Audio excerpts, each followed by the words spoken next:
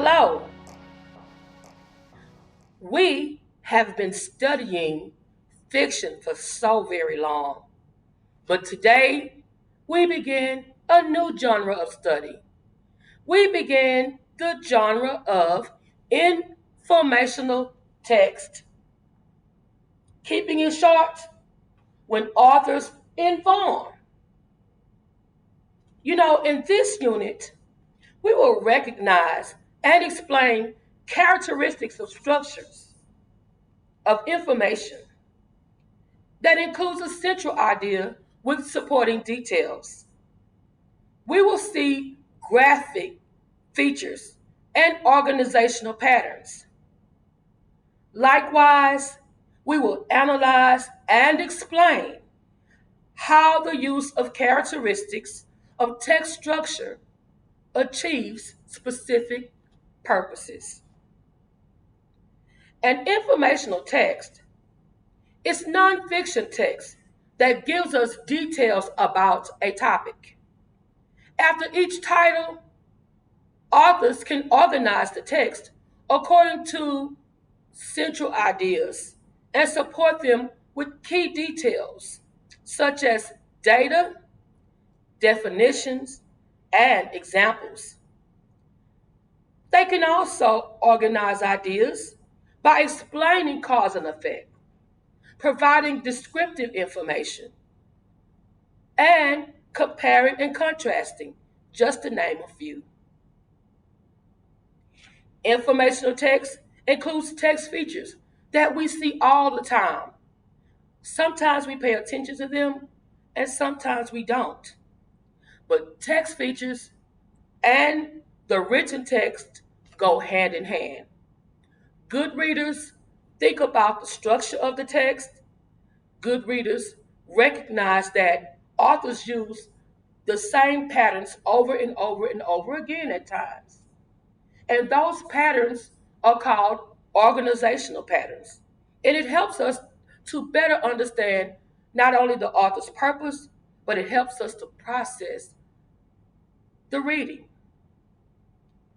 Informational text is important in understanding the world around us. In today's times, we see signs, we see graphs, we see charts, and good readers pay attention to all the details. Let's jump into our learning goals.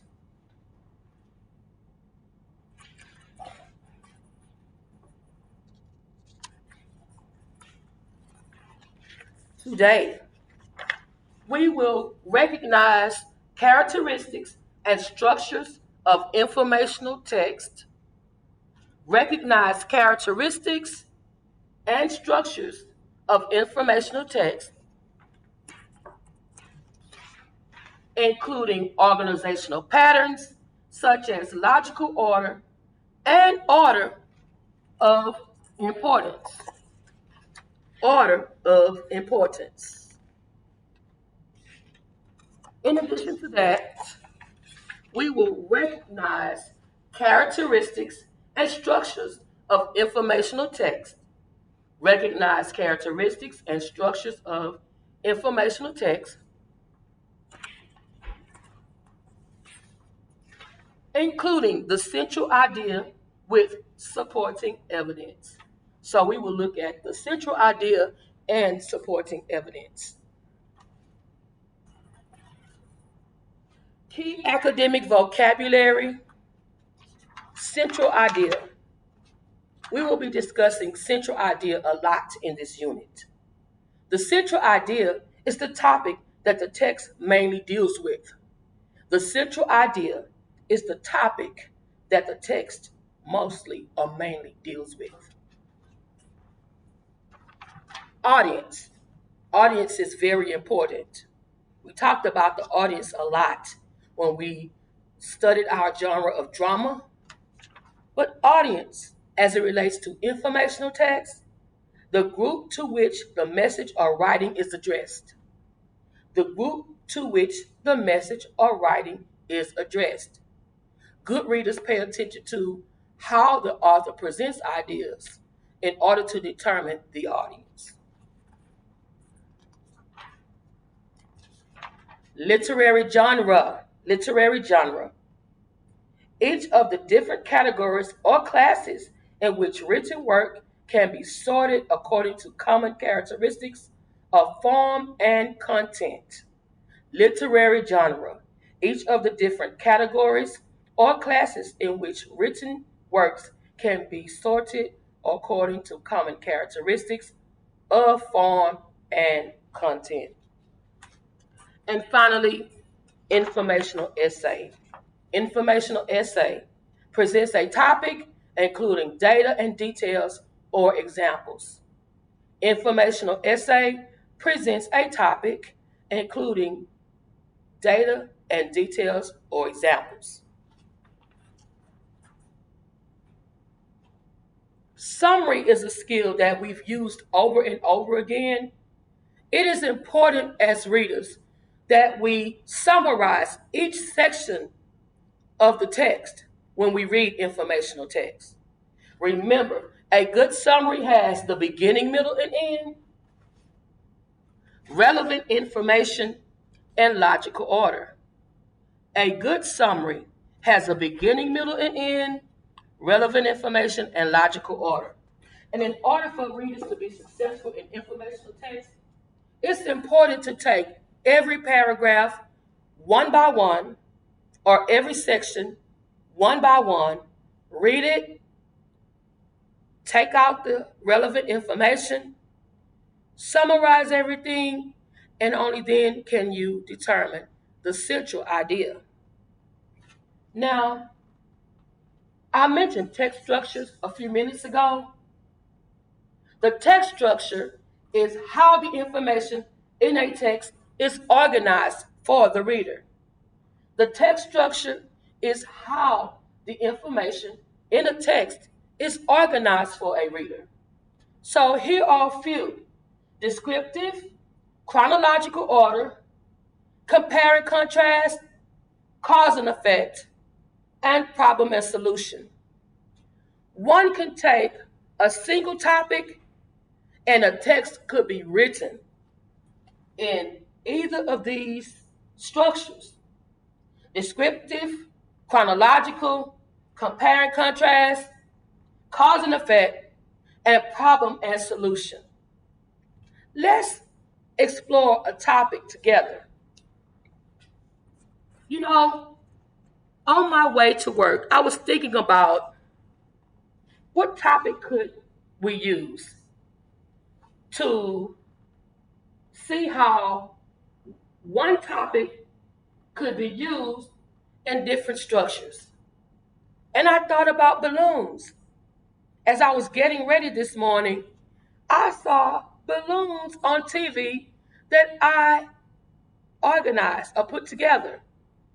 I'm a balloon artist as well as an educator. And it was so exciting to see balloon arrangements that were put together by my kids and me in the summer, and to see them on the morning news. I was so excited. So today, I'm going to share a little balloonery with you as we look at the different text structures.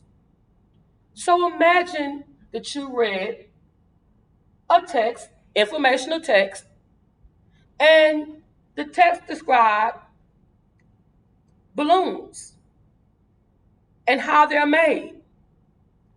We would call this descriptive.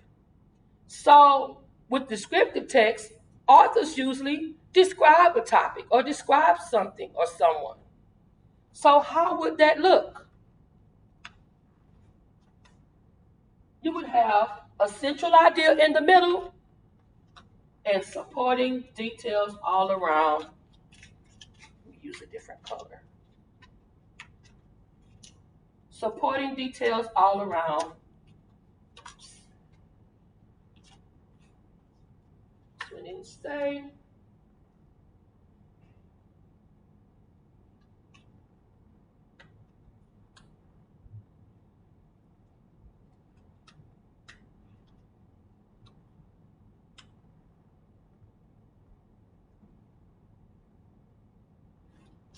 So here is my main topic for descriptive balloons.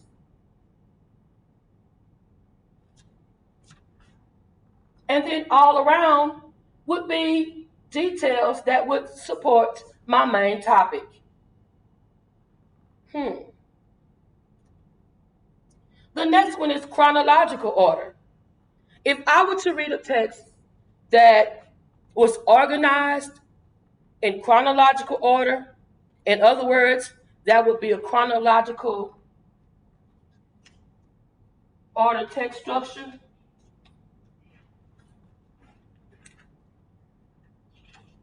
When I think of chrono, I think of time.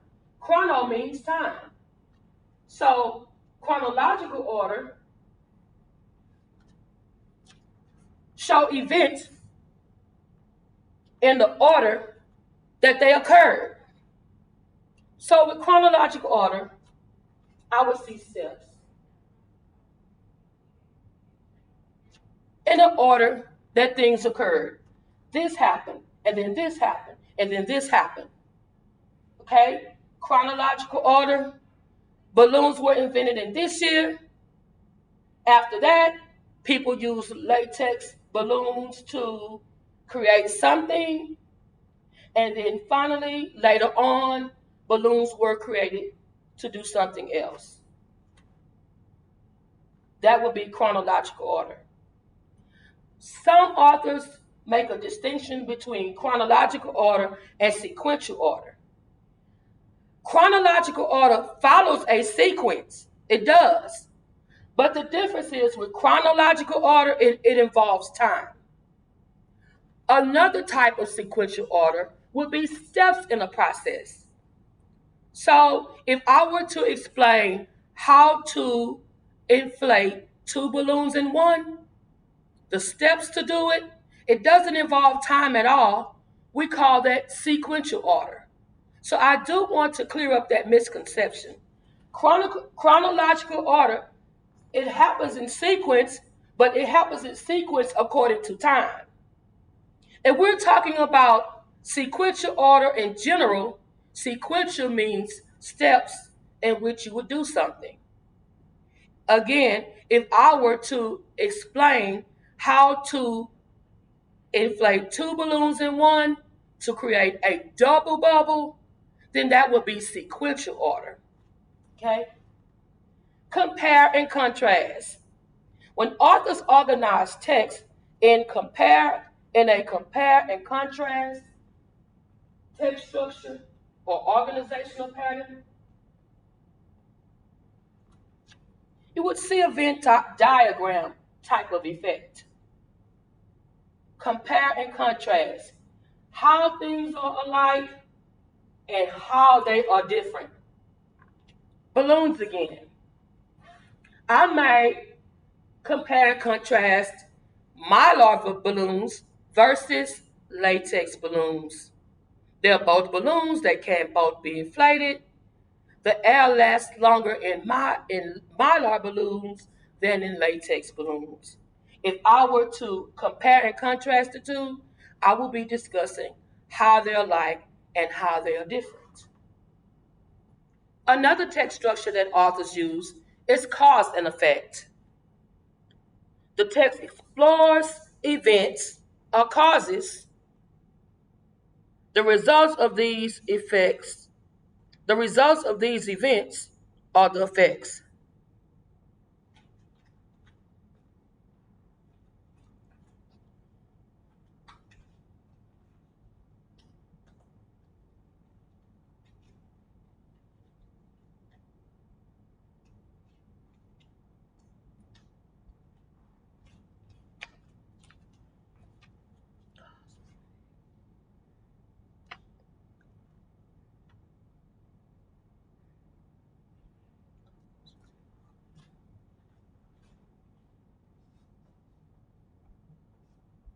So, because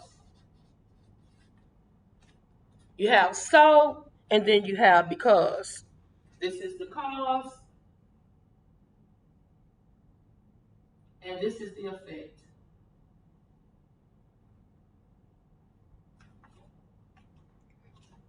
And remember, with cause and effects, the text explains events or causes. The results of these events will be the effects. If I were to talk about oxidation, in Houston we have what's called oxidation because it's so humid outside and the balloons get a puffy film on them. So you inflate a balloon, it looks rather shiny, take it outside, and in about 5 minutes, the balloon looks very foggy and cloudy. And if we were to explain what happened and why, that would be a cause and effect text structure. And then problem and solution is our last one. Problem and solution. This is when authors pose a problem and then research and find a solution. Problem and solution. So here's a problem and solution scenario with balloons.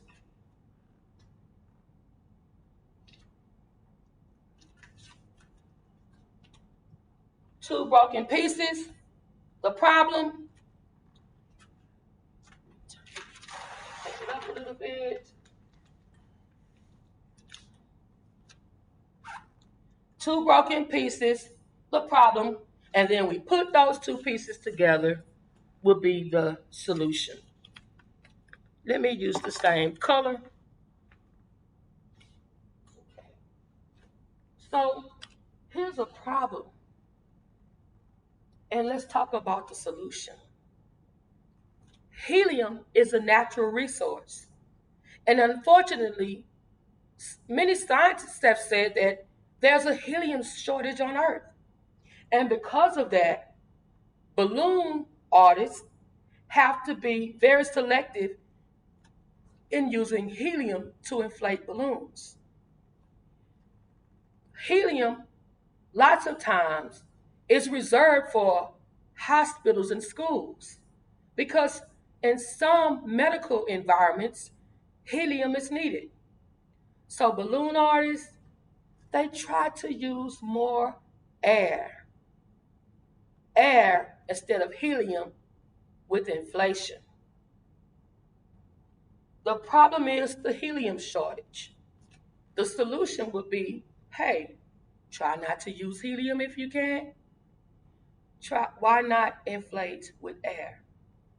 Some states even have helium laws, helium usage laws, like California, to solve the problem of the helium shortage. Solve the problem and solution. So as you can see, we could take one topic, and I want to put this closer so you can see it. Take one topic and pose it in many, many different text structures. Descriptive, central idea, support all around. Chronological order, this happened, after some time this happened, after some time this happened. Remember, it follows a sequence, but there's also sequential order, which some authors use separately. Steps in the process that just do not involve time, but there are steps nevertheless. How to make a peanut butter sandwich.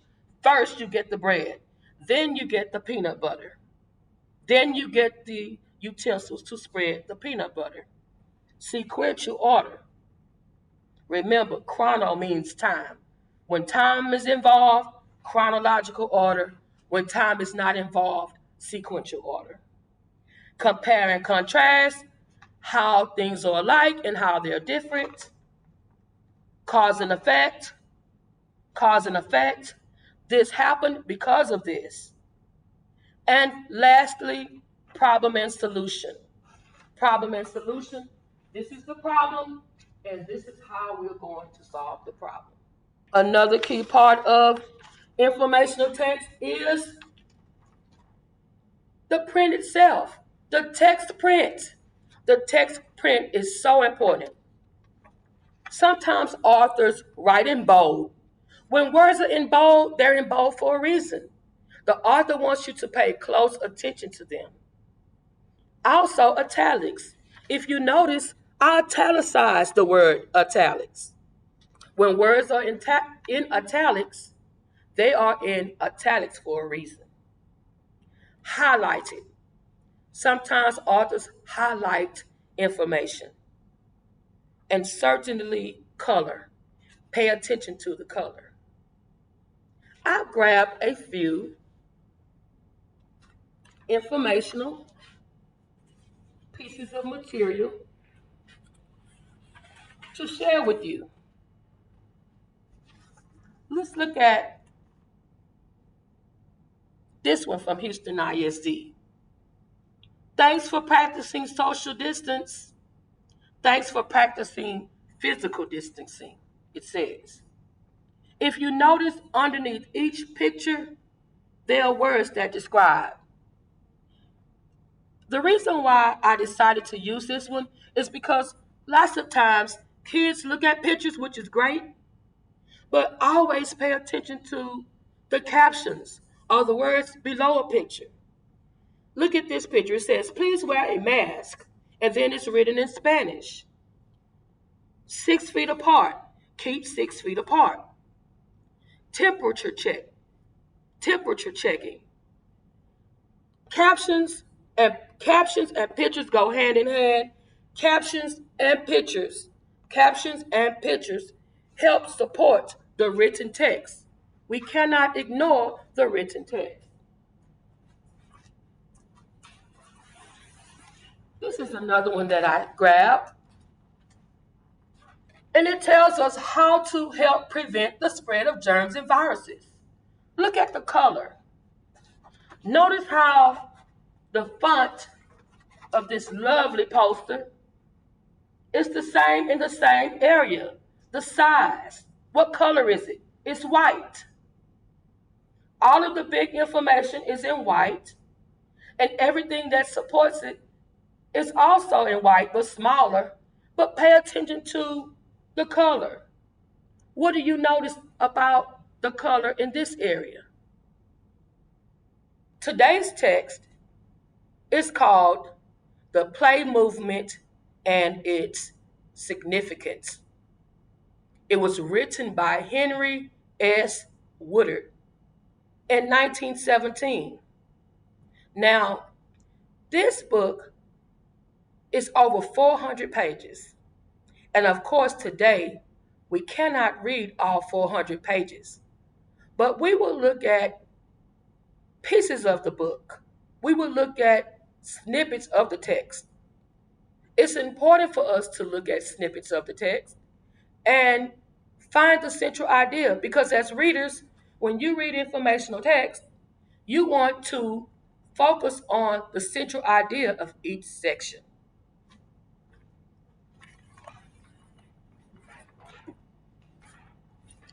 Good readers always ask themselves, how does the author organize the text, and what is the purpose? Play in the curriculum.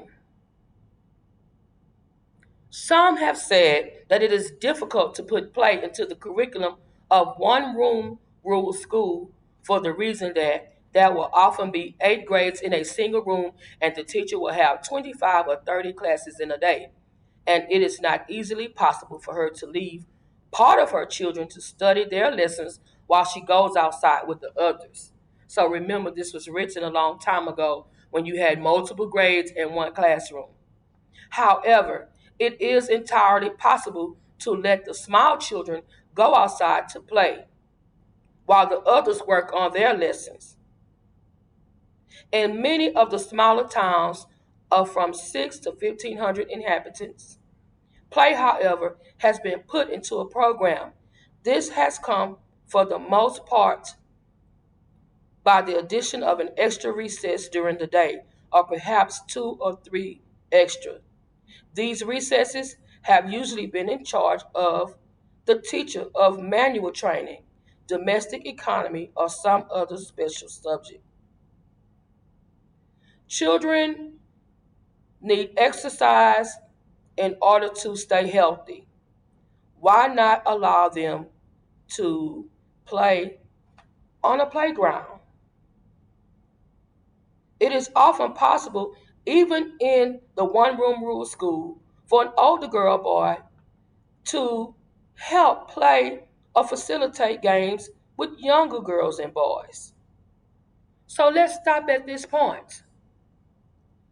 Think about the author's purpose, or think about the central idea of the section called Play in the Curriculum.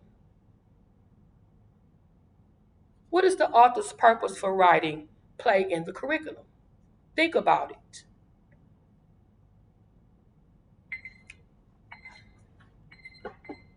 If you say Play in the Curriculum supports the idea that children should play at school because of the benefits of playing at school, you are correct.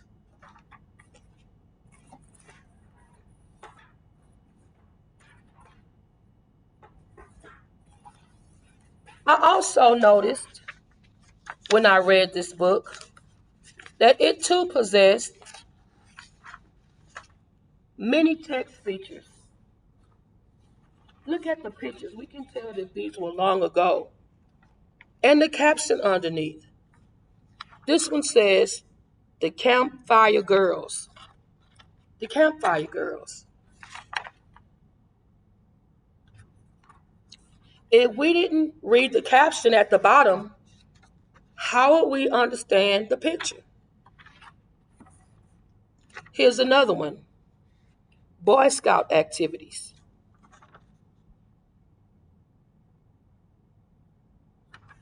So here's your thinking job and your exit ticket for today. I want you to start looking around, reading even at home. Notice the use of color, font size. Notice the use of pictures with captions. Perhaps there's a book laying around the house or a magazine. You may even see items in the kitchen. Perhaps a flyer comes in the mail. Read it. Pay attention to those text features and talk about how the text features better help support the written information. That is your writing assignment for today. I hope you enjoyed our lesson. And as we always say, continue reading like a writer. When you read informational text, pay attention to all of the text features and think about the organizational patterns that we looked at today. Think about how authors use text structures. And the text structure is how the information in the text is organized for the reader. Write your own informational text. Everybody is an expert in something. Find that something that you really, really like. Research the topic and create your own paper for others to learn. Thank you. Goodbye.